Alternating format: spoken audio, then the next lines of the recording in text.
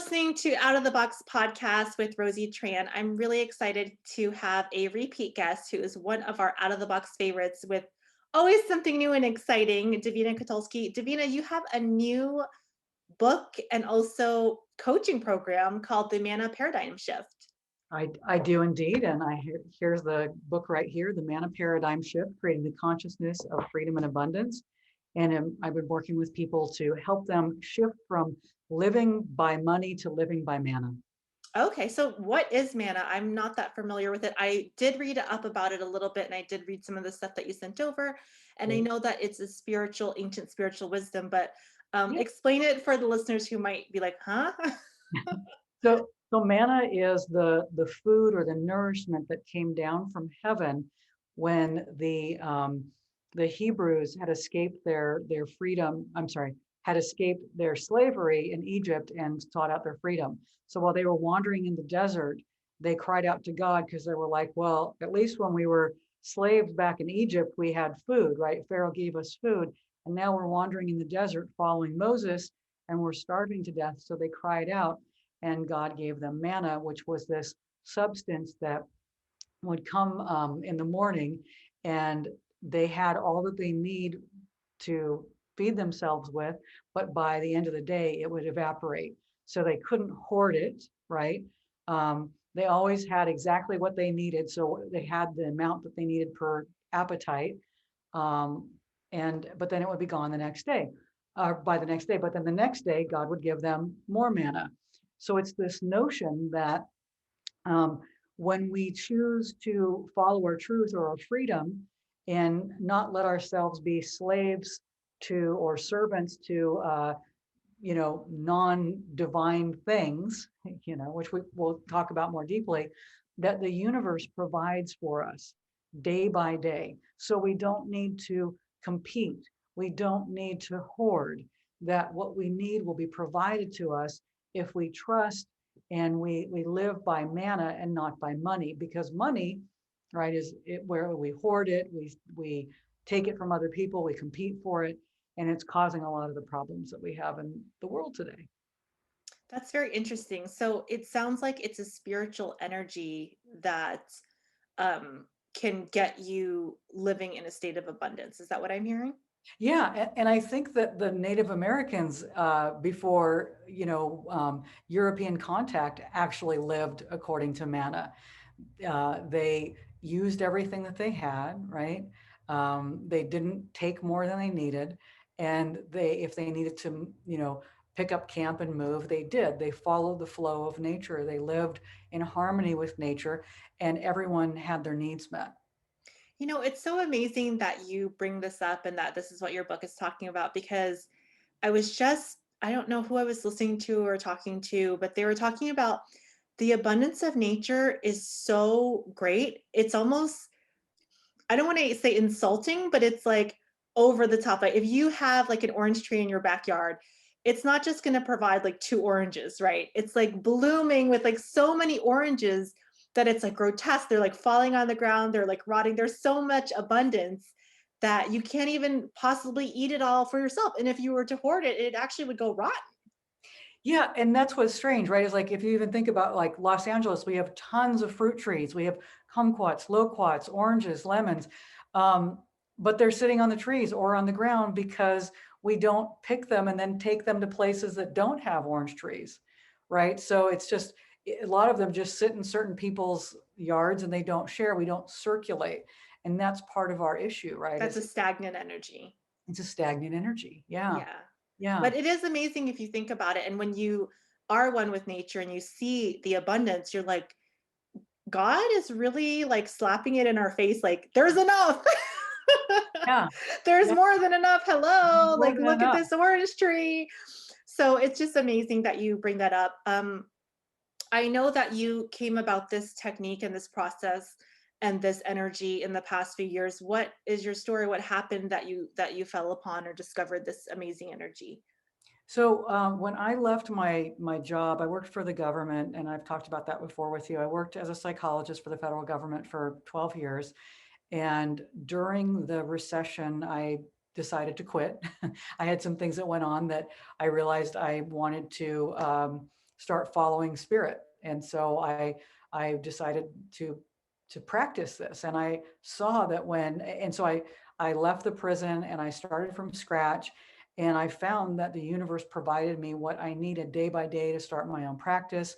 I saw money stretch in ways that, how did it stretch? I don't know, but it did. Um, I'm sorry, Davina, I'm not trying to be sarcastic. yeah. Were you counseling in a prison or were you describing your day job as a prison? Oh, good question. I literally worked in a prison, which is Okay. why, right? So I'm like, yes, are you describing the constraints of I, not following your authentic passion as a I prison? love that. Yeah, yeah. No, I literally worked as a Okay, psychologist thank you for clarifying. in a federal women's prison, and I felt that I was halfway through my career. If I stayed another 12 years, I would get 3/4 of my salary for the rest of my life, my health insurance paid. It was the golden handcuffs, and I was through the halfway mark, and I No realized, pun oh my intended. God, yeah, yeah. And I realized if I stayed another 12 years, it would kill my soul. I Oh, just I just couldn't do it. you had to Um, fly. I had to fly. I was making six figures. I had great benefits. I had a 40-hour a week job. I didn't have to work more than that. So I was living the American dream. Ha, ha, ha. It was a nightmare because what I realized was that they owned me and that I was on the Mm. installment plan. While wasn't incarcerated, I was doing prison time on the installment plan. You know, yeah. So so I gave my notice, and my boss literally said to me, "Are you stupid?" Or he said, I didn't think it was a question. He said, "You are stupid." And he's a Okay. good person. He's a nice Christian guy. He's like, "You're stupid." And I said, "Well, that may be true. And I know that according to your values, this is a really stupid thing to do because, again, if I stayed 12 more years, I would have a pension that would pay 3/4 of my income for the rest of my life, blah, blah, blah." But I knew this was my one precious life, and that was not how I wanted to spend it. So I gave my notice, and the very next day they announced, it was September 13th, 2008. They said, "We are in a global recession." And he said, "You're going to change your mind, right?" And I said, "No, I'm not." It's like, "Well, again, you're crazy. You're just crazy." And I'm like, "I know I have those thoughts in my own head that I'm crazy." But I felt really guided. And I thought, you know what? If I can survive in a recession, it's going to teach me a lot. And so I listened to these Tony Robbins tapes about the 1992 recession. And I was like, what? I just happened to be listening to these Tony Robbins tapes, and he was talking about a 92 recession. And I'm like, I don't remember any recession. I was in graduate school. I was eating, you know, beans and rice anyway, and tacos and just whatever I could, like I was living very fiscally, you know, cheap. I was Strip living down. on the street. Yeah, there you go. Graduate school, you do what you do. And anyway, so I was like, okay, I'm still gonna follow this divine guidance, which is to leave. I started my practice. I saw money stretch in ways that don't make sense, but they did.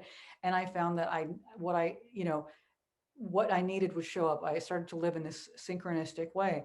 I started my private practice. Things were going very well. I made a deal that if things weren't good in 6 months, I would go back into the prison. um, 6 months came and went, and and I was building my practice, and I would meet people and they'd say, "Oh, I'm not making any money." And I was, because I just was following these spiritual principles that I share in the book. You were in the mana flow. I was in the Manna flow. And then in a few years later, I ended up starting all over again when I moved to Los Angeles, and I started my practice from scratch. And again, I saw these principles work. And I learned that in order to live according to Manna, you follow the teachings that are outlined in the chapter on the Exodus. And it's, if you've ever been to a Passover Seder, it's a celebration that Jewish people have every spring, and it's the celebration of liberation, where the Hebrews they decided they were no longer going to be slaves in Egypt, and that they were going to seek their freedom. And it's a whole story about liberation and breaking our chains from bondage and helping other people. Like currently, like what are the plagues that we live with today? What are the ways that outside forces take away our power. Mm. they could be the police, they could be corporations, it could be systems of oppression, racism. And so Or maybe on an individual level, you're in an abusive relationship, you're giving up your power to an individual. So exactly. these are very relatable topics. Right. And it could be even a mindset. It could be our limited thinking that keeps us stuck in bad jobs or bad relationships That's or probably most of it, right? right. Exactly. Exactly. So the book talks about how do you liberate yourself? How do you free yourself from these limited thinking patterns? How do you free yourself from where you give your power away? And how do you tune into the higher mind or the divine channel, the divine mind, and take back your power and follow the flow one day at a time to create a consciousness of abundance and freedom? And so that is what the Manna Paradigm Shift is. And again, what I have found in the United States, especially, is that we keep giving away our power to our fear of not having enough, our Mm. fear of lack and scarcity, and we value the golden calf. Have you heard of the golden calf? It's the false idols that God got upset because people were worshiping false idols. The false idol that we're worshiping right now is money. We're making money our God. We're giving our power away to money, and by doing that, we are willing to destroy our planet, destroy our air, destroy our water, and Not to just that, but our lives, people are overworking themselves to death. They are buying things they don't need. They're consuming mindlessly. This is all the stuff that we've talked about on the podcast before. And you're yes, yes, and it's destroying people's lives, their livelihood. I don't want to cut you off, Davina, but I do want to address something that you said is so yeah, important. I almost teared up with something that you said when you said my one precious life. hmm, I'm sure you're aware, but my dad passed away in January, and I didn't know that. just to see, thank you, Davina, but just to see the shift in him, he has a very similar story as you. He was working for a job that he did not like for many years just to pay the bills, and he went off on his own. And he would tell stories very similar to what you're saying, of like money being stretched, finding money out of thin air, like Yes, like being put in the corner and be like, how is this business going to go on? And then someone like pays a bill that was due to him. And so I do believe that there is a protection when you're willing to follow your dreams, and I just wanted to address that. and thank and you. just you saying precious life, like I mean, obviously I know people die. I've had friends and family members pass away in my life, but I was nursing him as he passed away in hospice last month, that he was alive slash dying. And to really see how fragile we are as humans, I think people don't realize that, because we have ego telling us that we're invincible and we can do whatever we want. And oh well, we have time to do it later. And so I really, that sentence that you said, my one precious life, like, hey people, we have one chance here. We might be reincarnated, but we don't know as a fact. So you need to listen to Davina and be your authentic self. Yeah, thank you for saying that. Yeah, because so many people too, they postpone their dreams and they think, oh, I'll do it in my golden years. I cannot tell you how many people I've worked with that they discover in their golden years that their spouse dies or Ugh. has dementia, or they can't, there's an accident, or they they can't travel, they can't do it anymore. And they're like, oh, we should have done this when we were younger. You can't just postpone your life by just putting your head down and working and doing something that makes you miserable. It's a balance. Yes, we've got to contribute, right? Like it's not just about like never have a job or never contribute or whatever, but it's finding what is your divine right livelihood, what is your gift that you're called to give in this lifetime, or those multiple gifts that you're called to give, and to follow that, and to not worry about where the money will come. It will come, it will show up. And like you said, finding money in strange places. I remember when I started doing abundance work years ago, walking across, I dropped my cat off at the vet and I was walking to get a cup of coffee. And when I walked into the cafe, this woman said, "You've got something on your shoe." And I was like, oh my God, what is stuffed in my shoe? I was so grossed You're like, out. what is this? And I like lift my foot up to look and I just like, ooh. And I pick it up and it's $100 bill. Oh my gosh. And I was like, oh my God, thank you so much. I didn't realize it fell out of my wallet Uh-huh. because I was carrying $100 bill in my wallet as part of a prosperity thing that I'd learned from Abraham Hicks. she said, or they said, put $100 bill in your wallet, because then you'll know I can, if I want to buy this, I can, and it'll make you feel abundant. So I was like, oh my God, Jesus, I almost lost $100 bill. Thank you so my God. And I go to put it in my wallet, and I look at my wallet, and there's my $100 bill. Oh my gosh.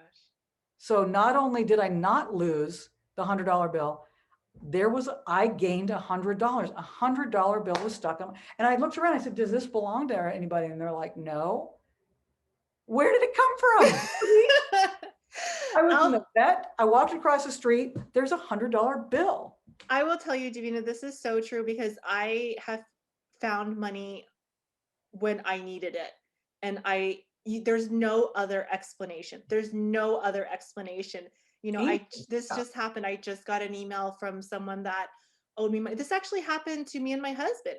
He had a spiritual Reiki process done on him, Mm. and he was under the assumption that it was um, his friend was doing it complimentary, and he was Uh, like wrong.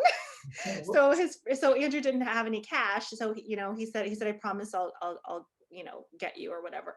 And of course years passed, nothing ever happened of it. So we sought out this friend and we found him in Mexico, and Andrew's like, let me repay you for this, I'm so sorry that at that time in my life I was like a ditz and didn't realize that I owed you money for the Reiki session. And the guy was in such abundance, he said, you know what, you keep it, it was a gift to you, I'm like so abundant, I don't need it. And then like some other money came out of like somewhere else. It was just crazy, Davina. So when you're living in that state of abundance, it sounds a little bit, I guess, hokey, but you do attract more abundance. Yeah. Yes, you do. Right. When you're in that mindset, you make yourself available to manna. Absolutely. So let's talk about some of this. You said that if you follow the steps from the Exodus, Mhm. obviously I want people to support you and purchase the book, but maybe you can give us a couple samples, some of the listeners, so they understand what you're talking about. Yeah, so it's a three-step process that I created that, from reading the Exodus and learning about all that stuff. And the three-step process, because I just want to say Egypt, okay, in Hebrew, the word for Egypt is Mitzrayim, and it means a narrow place. And it's been sort of reconstructed to or reinterpreted that it is a narrow thinking, restrictive thinking. So Hmm. when we think in a limited way, we limit our lives and what's possible for us. So anyway, the three steps of the Manna Paradigm Shift are: one, you turn away. Well, sorry, number one is you choose freedom. You decide whatever it is. I am going to leave this job, this relationship. I'm going to move to this place I want to move to. Whatever your freedom is, you choose it. You say, I claim this for myself, right? I'm entitled to this. I claim this for myself. And then you stop looking at your captive. So whatever, you turn away from those negative thoughts. So you work on breaking those chains that you have. You work on breaking those relationships. You step away, you turn away from it. And then you lean in to the divine mind. You know that even if you don't know how to do it, the divine mind does, your higher self does, your higher mind does. And there's a bunch of practices that I have that get you into that higher mind, that what I call the manna consciousness. And when you're in the manna consciousness, miracles happen, right? And in the story of the Exodus, the Red Sea parts, things happen, manna comes down from heaven. So just like you're talking about, when you start to claim this for yourself, you open yourself up to miracles, for money to be stuck to your shoe, for people to give you gifts that you didn't expect, for opportunities to show up that you never knew were there, synchronicities. And to be aware that every day the universe gives you, when you're meditating and you're tuned in, the universe is going to speak to you and it's going to tell you what your manna is that day. So Mm. your manna that day might be, you get this intuition, I should go to this coffee shop. And you go to that coffee shop and you end up seeing a friend that you haven't seen in a while. And they're like, oh my gosh, I'm about to do this thing. Would you like to join us? Right. And then that leads to something else. Or you get an email and somebody says, hey, I was just thinking about you. And I think you would be right for this job, you should reach out to them, and you do. It could be that I mean, it just shows up in all different kinds of ways. It's like you're being divinely led. Exactly. Yeah. And Exactly. I just want to mention something as well that you talked about in the very beginning of the podcast when you're telling your story is that your boss was like, you're crazy, you're stupid.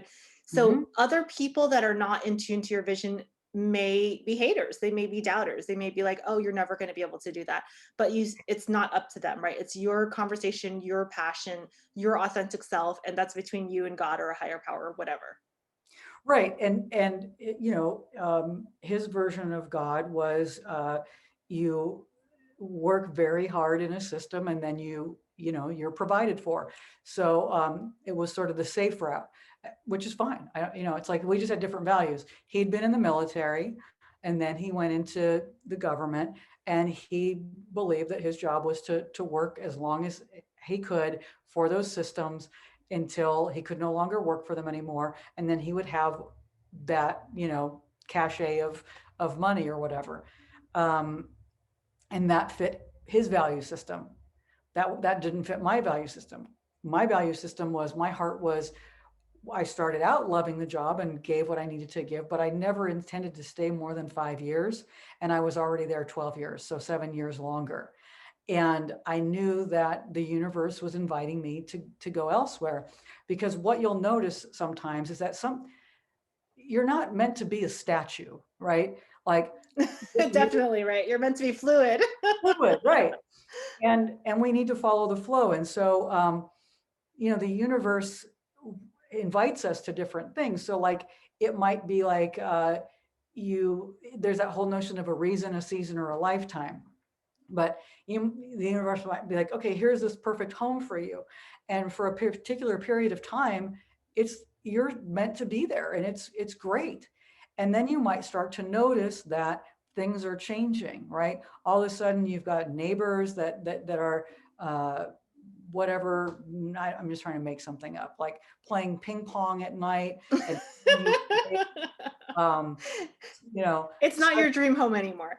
it's like, yeah, things start to happen. They double your rent, um, and your job moves to a different location, whatever, and you suddenly realize, oh, the energy, I'm not in alignment with this anymore, right? Something, it's just not there, and your heart is calling you someplace else, but you're like, well, I can't move. Why would I do that? I can't do that. That's going to be too hard to move, or but my job is here. And the universe will start to squeeze you out because it's calling you someplace else, and It's it's like, hello, you're supposed to be over here. exactly, yeah. And so there's an invitation, and so but if you ignore it, the universe, it's just like your life starts to shrink, and it gets smaller and smaller because you're trying to keep things the same, and you're not allowing life to flow through you. And as we know, the one thing that's constant in life is that there's always going to be change. There's So it doesn't matter who you are, things move like water, they flow, things change even as much as we don't want them to sometimes. And so life is trying to have you evolve and grow in a certain direction. Exactly. And that's why, again, I think if we're going to save ourselves, at some point we need to listen to the First Nations, the indigenous people of the Americas. They knew how to do this. Stay fluid, don't take more than you need. And you go different places at different times, right? And you make sure everybody has what they need. We live in a community. Like just this past year, we already had a homeless issue in Los Angeles. I almost said Portland because that was where I'm from, and so many unhoused. It's also happening in Portland. It's happening the entire West Coast. I don't know what it looks like inland, but the entire West Coast, unhoused people. COVID has made it extreme, and because we have made it too hard for people to live, and it's just, like, what will the market bear? And we keep raising prices on everything, so but without raising the income, right? And so people are homeless. They can't. There's houses for them, but but they belong to, somebody else has 3 houses while one person has none. Let's talk about the paradigm shift and how it has helped a lot of your clients during COVID, because you mentioned COVID, Yeah. and a lot of people have been really stressed financially with COVID and with being out of work or having reduced work or having different situations. So, how have you been able to help clients during COVID with this Manna paradigm shift? Well, one thing that's happened is, on the positive note, is that a lot of people have realized that they hated their commute and they hated working so much and they never want to go back to that. They felt, I've noticed that with a lot of people actually. It's like they're I feel like COVID, again, I'm not saying anything about the people who have died. yeah, right. Obviously Right. that's very horrible and unfortunate. But I Yep. feel like there has been a shifting with COVID in energy in Mhm. general, Yeah, there's been a lot of shifts with the work-life balance. People are at home more with COVID, realizing, hey, maybe my time with my kids is more important than, exactly. slaving away. Exactly. When I was writing this book, before COVID, I was talking about how, like, in the United States, we think the average work week is 40 hours, It's but like 80 hours. yeah, yeah, right. And then you look at you, it's not 40. It's definitely not 40. It's so It's much really more high, than yeah. that. It's really high. But then you have countries like, France, where it's, something like, It's like uh, 25 or 30 hours, I think. yeah, it's like, well, the Netherlands is 27. It's the lowest. Italy, I think it's 38. France, it's like 35 or something like that. But it's significantly, and I should have this memorized. It's in, You right? wrote it down for a reason in a I wrote book. it down for a reason. And it's like, and it's crazy how much we work. And it's ridiculous. And Americans are less likely to take their vacation days. We only have, you know, uh, 10 days of Okay, here we go. All right. Italy, 39 hours a week. France is 35. The Netherlands And is, don't forget about the 2 months mandatory French get off exactly. for They holiday, they all paid get holiday. days off. Most Americans work, 47 hours a week, and 40% work more than 50. Okay, so that means that the average American spends 8 more hours at work per week than the average Italian, 12 more than the French citizen, and more than 18 hours at work than the average Dutch citizen. Okay, that's crazy. Plus, in France, they cannot text you when you're off or email you when you're not at work.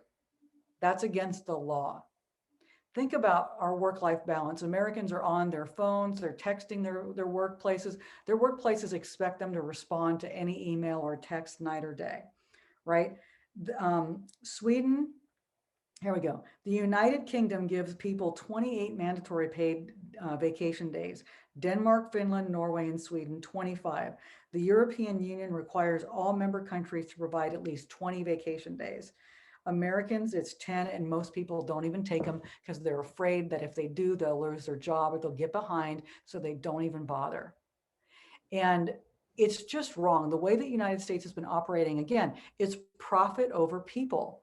And my bigger agenda, so my one agenda with people with this book is to teach you how to live by manna and not by money. And then it's to change the way that things are going, because we are destroying our planet and our bodies by living this way. I definitely agree with you. People are overworked. I don't want to bash the United States too badly, because unfortunately, some other countries also Yeah. have this. Japan, Yes. unfortunately, has this culture as well, Yes. where people are dying from overwork. That's not a good thing, but No, unfortunately, the United States is not unique in that. no, it's not. Um, and so people really have this. I think I did read about this, and it comes from the stereo. I'm a huge universal basic income advocate, UBI, and Same. I did read about this. I believe it was in Utopia for Realists. The author talks about how there's this stereotype of, it may be from another book actually, but there's a stereotype because America is based in this Protestant work ethic, Yeah. that if you don't work yourself to death, that you're, a sinful person or that you're a bad person. And so there's that basis in American culture with that Protestant alleged work ethic. But um, there is also the idea that if you, this is not a religious podcast, but if you go to the Bible, there was Adam and Eve, the Garden of Eden. People are provided for. You don't remember Adam and Eve like slaving away in the Garden of Eden, like hoeing like carrots and stuff like that. So there is a spiritual aspect to enjoying the one life that we do have. And I Yes. definitely believe that the work life balance in the US and certain other countries is completely off balance. So those are really, really great points. So I think that COVID was a very positive shift. And the one silver lining with COVID was that people were starting to realize that they were overworked. And not just that, but that work didn't have to look a certain way. I think people were really attached. I remember pre-COVID, about 10 years ago, I was working in an office, and I Mhm. had told my coworker, I said, I don't understand why everyone can't work at home. Like, we're just doing computer stuff. And she's like, oh, we'll never be able to work at home, right? Never say never. And look now with COVID. And I think a lot of people are, especially with the tech industry being so prominent and driving a lot of stuff, that people are saying, hey, I should be able to take time off to spend with my family. I should be able to, make a meal at home. And so I think that's the one silver lining with COVID. Yeah, absolutely. And so you asked kind of how are my clients responding to this? So many people that have lost jobs or, you know, uh, their economic situation changed because of COVID. They have used this, and so at the beginning of the pandemic, and what they found was that by changing their mindset, they had hope, and things did show up, and opportunities showed up. One person was just getting their business started at the beginning of COVID and was really concerned that they were going to lose business. They did the Manna Paradigm Shift class. They did the 30-day Manna Challenge. They've actually done it twice because they were in one of my pre-groups before the book even came out. And now they have a thriving practice, and it's not psychology practice. It's a different kind of business practice. But yeah, they grew their business and they're thriving in the pandemic because of these principles in this book. So And I yeah. think what people need to understand is that there is an unlimited amount of um, abundance out there. It's not Mhm. just, people are so attached and obsessed to this model of, I need to be provided for by a corporation, or I need to be provided for by the government, that if I go out on my own, I'm going to fall flat and suffer, and everything's going to be horrible. But if you think about it, that's actually the natural state, Davina.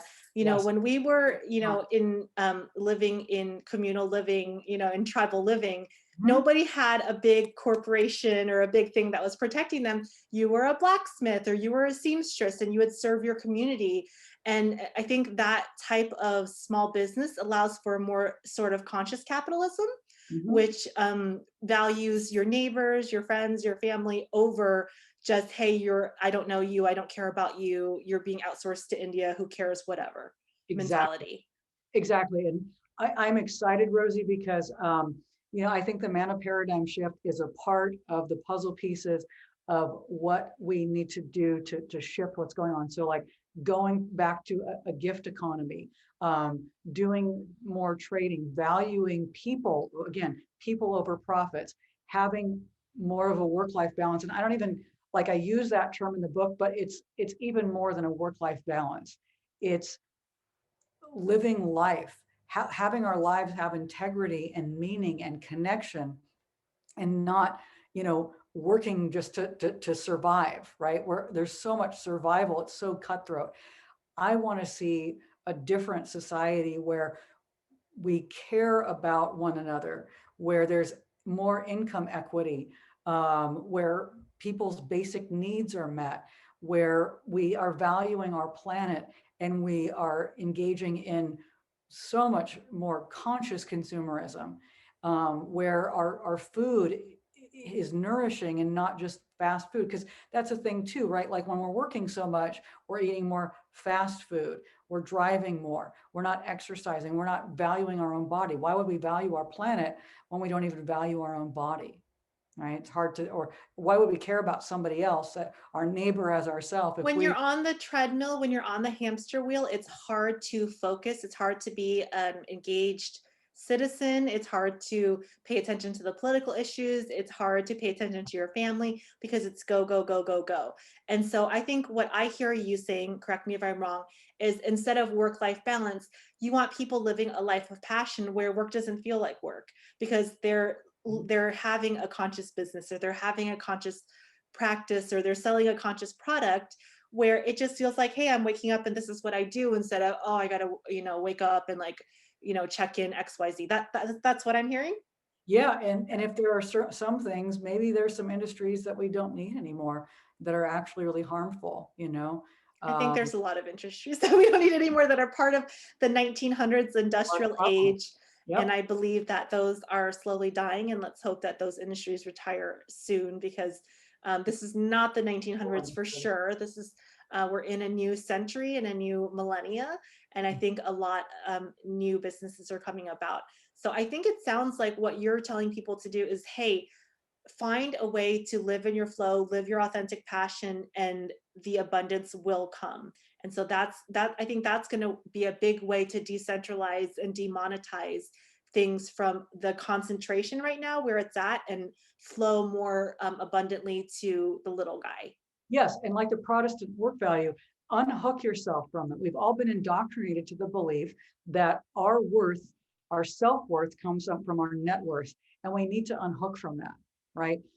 We're human beings, not human doings. We have inherent value, regardless of our, socioeconomic status, right? That's That's all how, man-made, that's all fake, and it doesn't matter what has happened to you or what your story is, you still have that inherent value. right. So love yourself and hook yourself from the belief that my worth comes from my net worth. That's going to be really, really important. It's really interesting. There's also an article that I just saw. Are you familiar with Maslow's hierarchy of needs? I am, yes. Yeah. I've always loved that, and I teach it. I just was teaching it last year and talking about resilience and all this stuff, and why we were so having a hard time because with COVID starting, like, it impacted our safety, and safety is at the very bottom. Well, I just learned that he studied with the Blackfeet tribe in 1938. He lived with them for 6 weeks, and he actually kind of misappropriated some things. They talked about the TP. He has the triangle. It's the actualization. The hierarchy of needs is a triangle with safety, belonging, all these things kind of moving up, and self-actualization at the top. Well, they had their their version of it, and it had to do with, actually, the highest thing was cultural perpetuity.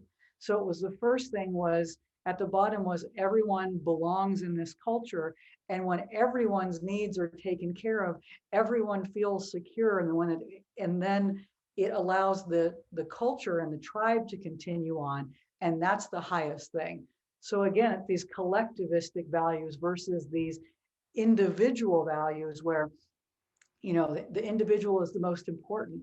Actually, no, it's everyone together. When everyone has a place and everyone feels safe, that's when everyone thrives. And, It sounds like what you're really talking about is perpetrating a win-win for everyone. yeah, So my success doesn't take away from your success. Me being right, successful and you being successful means we both get to pull each other up and everyone gets successful. That's what I'm hearing. exactly, exactly.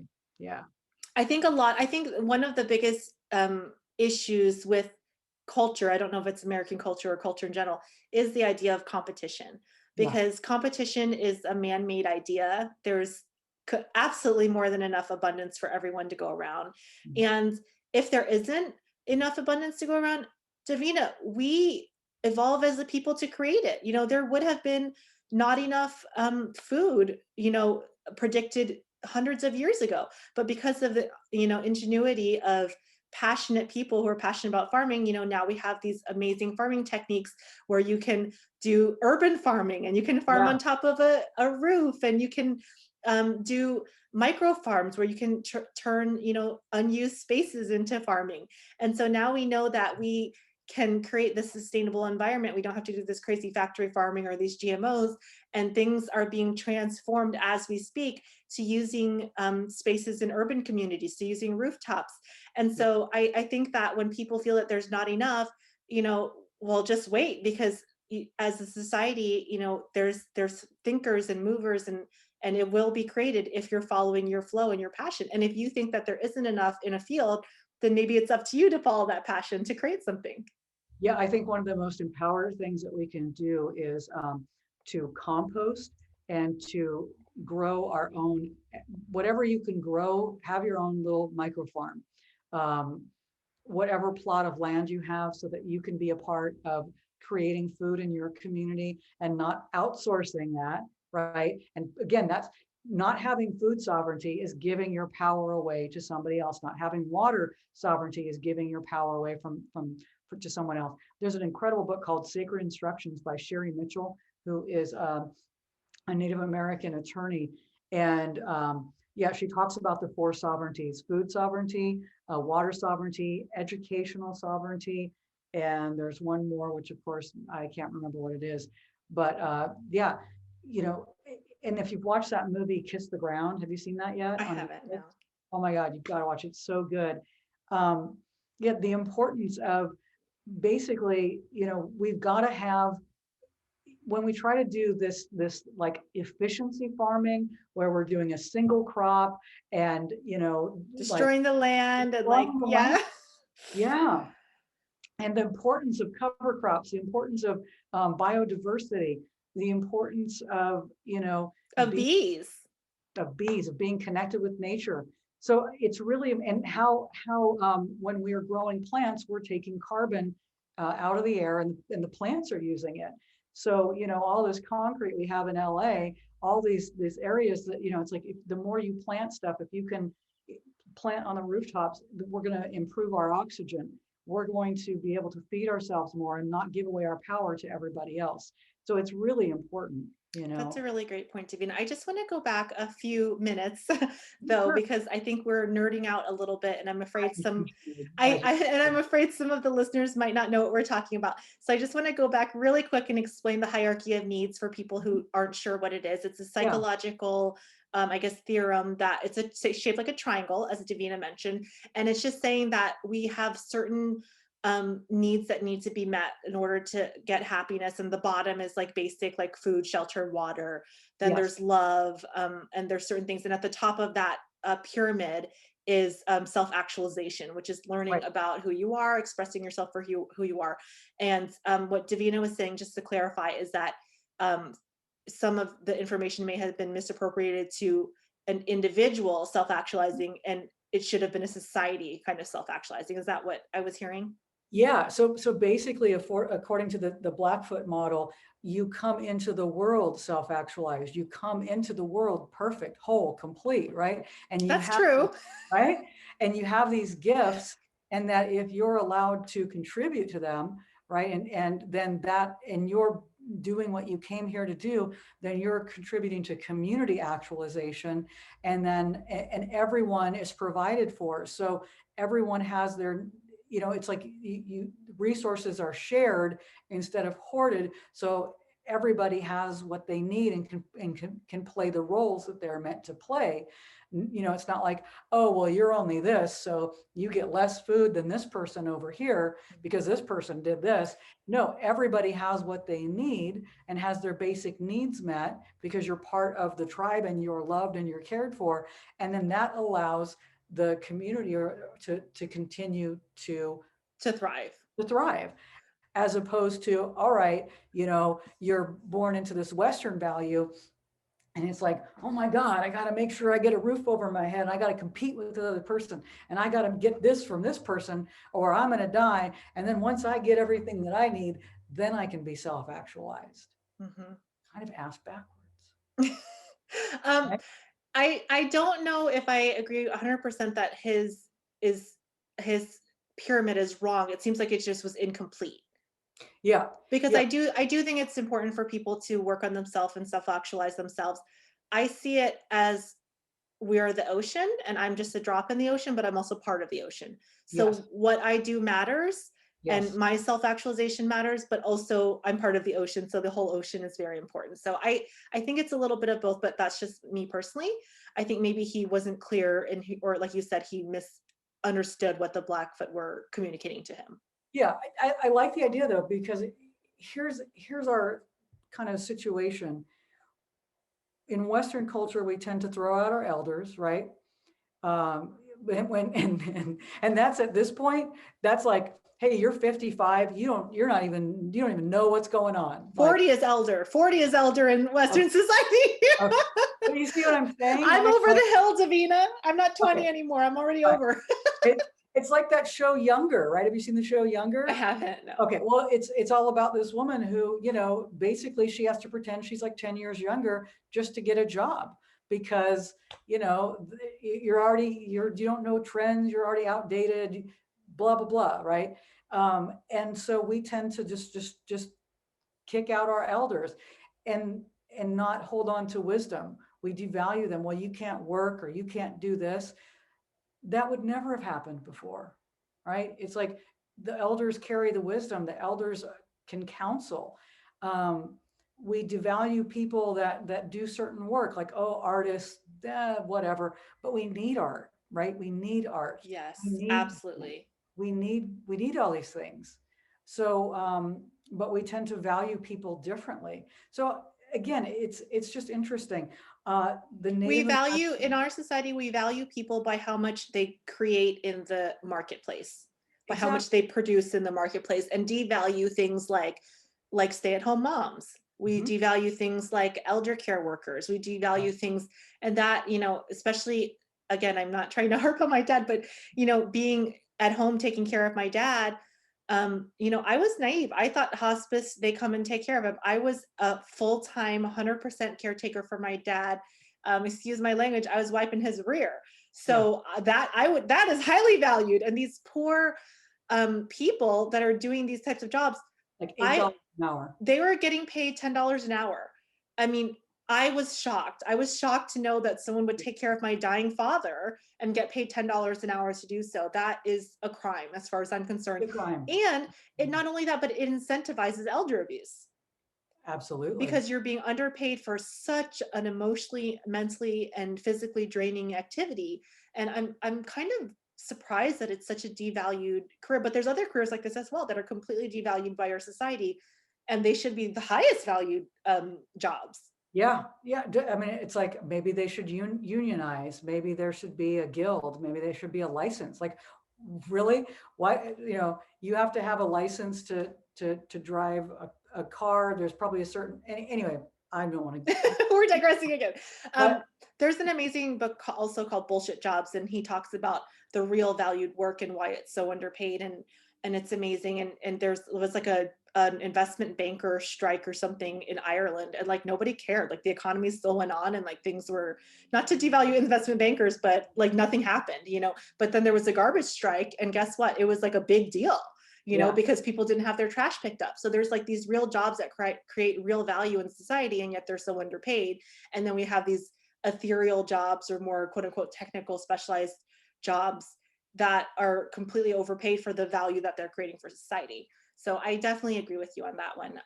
But I want to talk more about Manna. We only have 15 minutes left, and sure. I definitely wanted to. We're digressing. We're tangenting. Just so you guys know, as listeners, Davina's always worried that she's not going to have enough to say on the podcast, and then we always just talk for hours. I love it. I love it. um, You get excited about so many things, I and know, and we have so much in common. So I definitely could chat with you for hours and hours, but I do want to stay focused on your book. So you quit your job and you started getting into this flow and seeing this. When did you decide, hey, this is a process that I need to write down? When did you start seeing results for other people where you thought this is something that is a law of nature that's repeatable? pretty early on, because I think for sure the second time after I moved to Los Angeles in 2012 and started again and just saw these amazing synchronicities and how the universe supports us when we follow our heart. And I kept reading about Manna and learning about Manna, and would talk about it with people about this concept. And then And I also got really excited about a lot of other prosperity books that are out there, and this consciousness of staying in this mindset of abundance, and what allows you to be magnetic to your good. And then I've been on your show a couple times. I had to get my first novel out there, Behind Barbed Eyes, which was about my work in a women's prison. And then I wanted to get the other book, which was It's Never Too Late to Be Yourself, because I wanted to talk to people about how important that was, right? To follow your heart. And what do you need to do to get into your heart and live from your heart?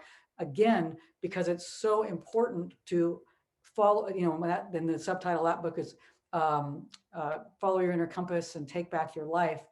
And how, I feel like again, this is almost part two of your Inner Compass book. yes, yes, it is, right? Because Because the first one is like, follow your heart. The second one's like, and here's how the universe will provide if you do it. exactly, exactly. So I just love this stuff because I want, working with people as a psychologist and a life coach and a spiritual counselor, and also having worked with people in prison and other environments, it's when you're not happy, it impacts everything. If you're not following your heart, it impacts your health, your well-being, your families. It creates, depression, anxiety, substance abuse, domestic violence, staying in bad relationships. So I just believe we are meant to be here and to be happy and to shine our light. That doesn't mean that we're not going to experience grief and hardship, because we will, especially if we love people. They're going to leave us, they're going to die, things are going to happen, and that's okay, right? Because that's part of being alive. That's a part of living with your heart open. And so the Manna Paradigm Shift is the part two. So, it's like, learn to listen to your heart, live your truth, but see now how the universe provides for you, how to stay in a consciousness of receptivity and allow your good to come to you. But it is an active process. It's an active process of changing your mindset.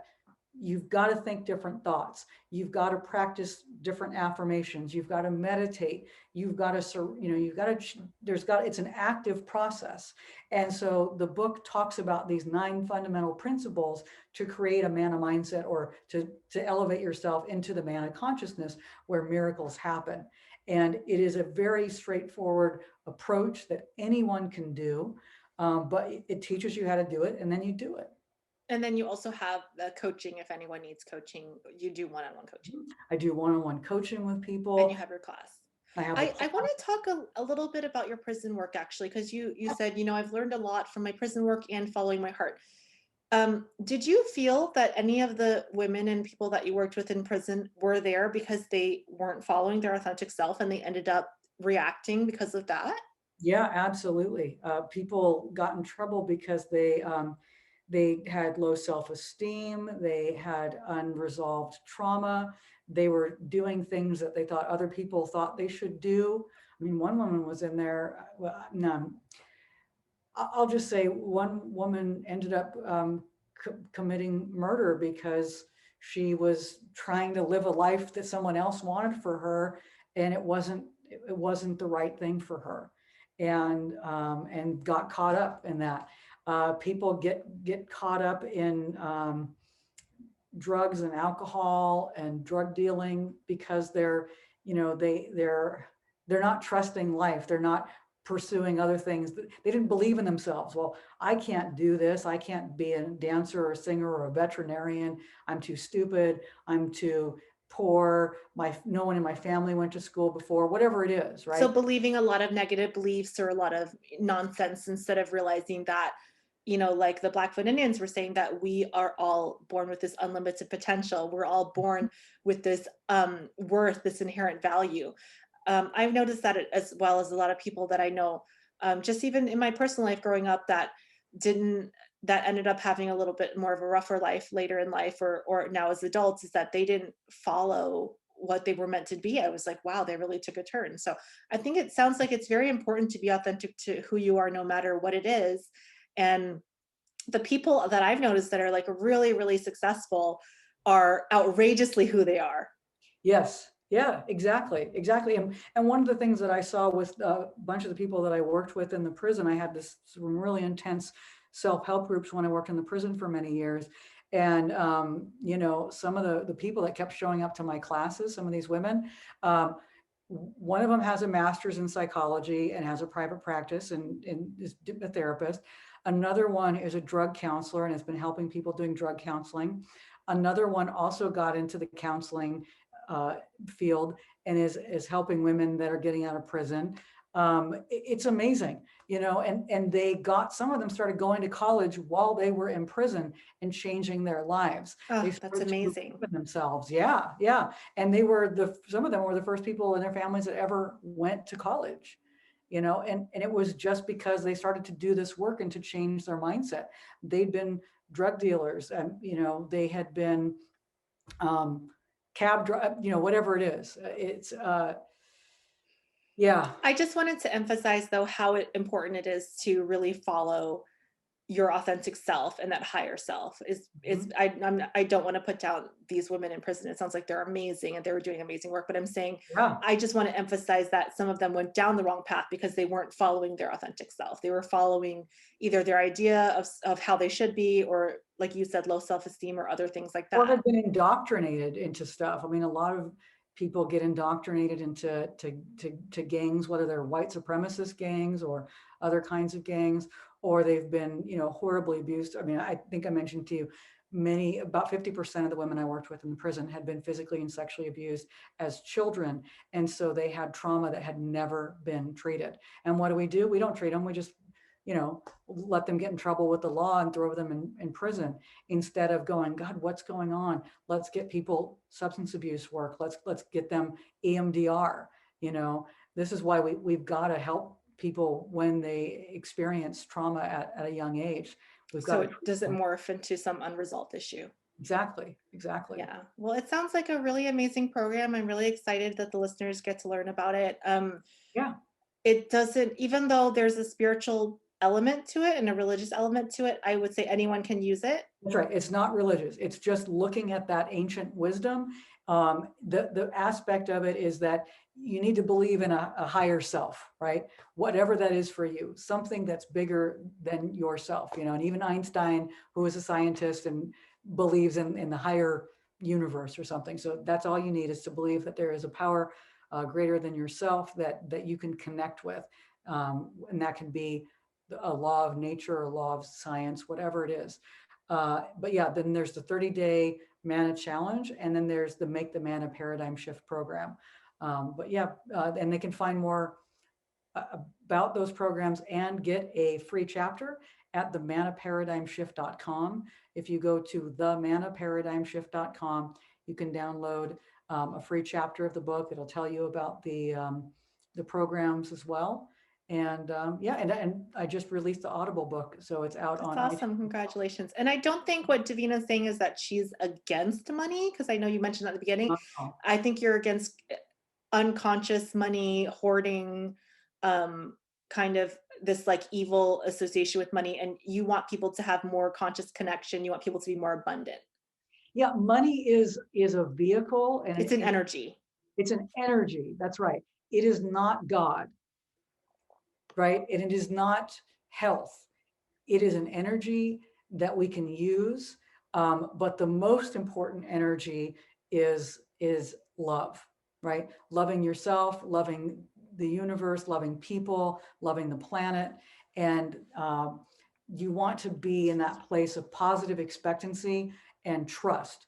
The problem is that when you sell your soul for money, or um, you know, give up things that are important to you Your for values, your that. time. Yeah. Yeah, Exactly. So I just wanted to make that clarification, yeah, for listeners who are like, okay, well, I like money. yeah. I like money too.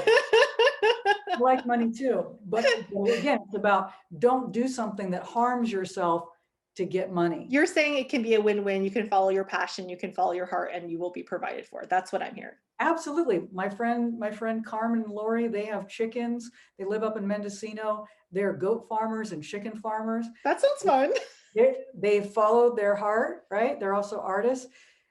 One, the eggs that they make from their chickens are so good that the French Laundry, which is a very nice restaurant in Napa, It is a Michelin rated restaurant. I think they have like 3 Michelin stars or something. Yep. They do what they love. This restaurant has bought their eggs, and they've gotten lots of money from that, just doing what they love. So money can come to you in a variety of ways. Let it come to you by following your heart. That's the bottom line. Correct. And the mechanisms are so abundant now with decentralized information, with the internet. You can start a business, with like a couple $100 to like buy a website and like a Secretary of State name. So Yep. if you're worried about that, it's like before you would need, $20,000 to start a business. Now you can do it with like $1,000 or a couple $100. I Exactly. know a woman who started an online business with her tax return money, and she was a single mom and she was just done with slaving away basically. Mhm. And now she has a very, very successful online shop, and it's a very niche thing that she sells. It's not like weird or sexual, it's just like niche t-shirts. Yeah. Yep. And there's a market with the internet. You can be into something very, very weird or strange or unique and say, oh, well, who in the heck is going to buy my weird, figurines that I make about X, Y, and Z? And there will be an audience that will find you if you do it online. And you will be surprised how many people are passionate about, Pokemon handmade figurines. Yeah, whatever it is. But if it brings you joy, and the more you can do things that bring you joy and that are good for the planet, and help and don't hurt, the better it is. That's awesome, Davina. Again, why don't you repeat where people can find you and find more about the Manna process so that they can check you out? And we'll also have the links on the website. Okay, great. So it's the mannaparadigmshift.com is where you can get your free chapter. And you can also go to my website, davinakotulski.com. That's awesome. And guys, Davina is one of our favorite guests. She's been back several times. And I apologize. I do remember Behind Barbed Eyes. I don't know why I forgot you worked at a prison, but when you were like, I left my prison job, I'm like, oh, were you calling it a prison? Yeah. No, it was a prison. Okay. It's been a long, what's amazing is that, if I can just share this last Of thing. course. So last year, 2020, January, was the year, that was the time I would have been able to retire with all that stuff. So that was 12 years since I quit my job. Oh, wow. And it was amazing. I have zero regrets. The life that I've created in the 12 years since I left there have been more amazing than I could have ever imagined. And I feel so blessed and lucky that I followed my heart and I followed that intuition to leave, because my life would have so sucked if I stayed there another 12 years. It would have been just like around the merry-go-round, seeing the same thing over and over and over again.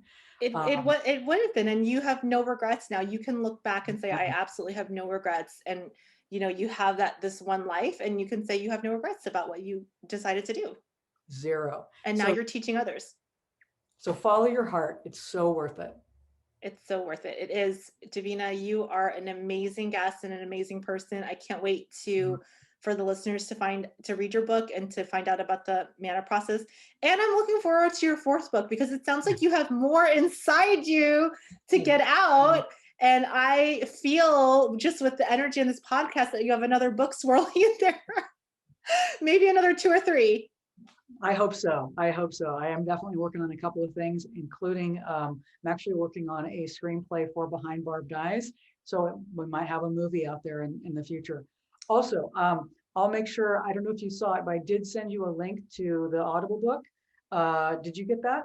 I did, yeah. Okay, perfect. All right. Okay, awesome. You guys, this has been Out of the Box podcast with Rosie Tran. Check me out on Twitter at Funny Rosie. I hope you guys hear from you guys soon. I'm also, we're on Spotify, SoundCloud, iTunes, and wherever your podcasts are found. So check us out. And now we're on YouTube and Rockfin. And we will have video coming very soon. So we're switching from an audio only to a video podcast as well. So check us out there and follow and subscribe. Thank you so much, Davina. Thanks, Rosie. Great to see you. Thanks for having me.